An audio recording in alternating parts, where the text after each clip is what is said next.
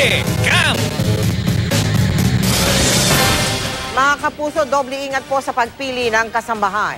Sa Quezon City, isang mag-anak ang natangayan ng aamot sa 1 milyong pisong halaga ng pera at mga ari-arian ng kanilang bagong kasambahay. Pero ang pagnanakaw at pagsibat ng suspect, nahuli Cam.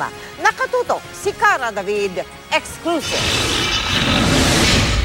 Kuha ito ng CCTV sa loob ng bahay ng isang Filipino-Chinese. Sa video, kitang-kita kung paano kinalkal ng kasambahay ang gamit ng pamilya. Sa driveway, makikita siyang naglalabas-masok, bit-bit ang iba't ibang kagamitan.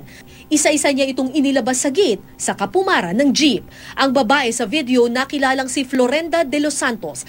2 linggo pa lang namamasukan bilang kasambahay. Pero makalipas ang 2 linggo, bigla raw naglaho si Florenda, bit-bit umano ang ilang ari-arian ng pamilya na aabot sa 1 milyong piso ang halaga. Binuksan nila yung mga cabinet nila, yung mga safe nila. Wala na yung pera, wala na yung mga jewelry. Tsaka wala na ring electronic gadgets. Ayon sa abogado ng pamilya, kumpleto raw ang suspect sa mga dokumento mula barangay certificate, sedula at application form mula sa isang employment agency. Kaya raw agad siyang pinagkatiwalaan ng pamilya. Kasama ang PNP, tinuntun ng mga biktima ang employment agency na nagpasok kay Florenda. Pero fly-by-night pala ang naturang employment agency.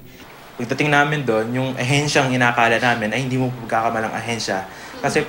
Kasi squatters area yung barong-barong, yung location na to. Shanties pagdating namin doon. Kaya hindi namin talagang pagkakamalang ahensya. Patuloy ang paghahanap ng pulis sa suspect, posible rin daw makasuhan ang employment agency. Kung sino man ang makakita rito, ay wag pong magdalawang isip na ipagbagay alam sa mga otoridad. Para na hindi pa makapagbiktima pa ito ng ibang tao. Cara David, nakatutok, 24 oras.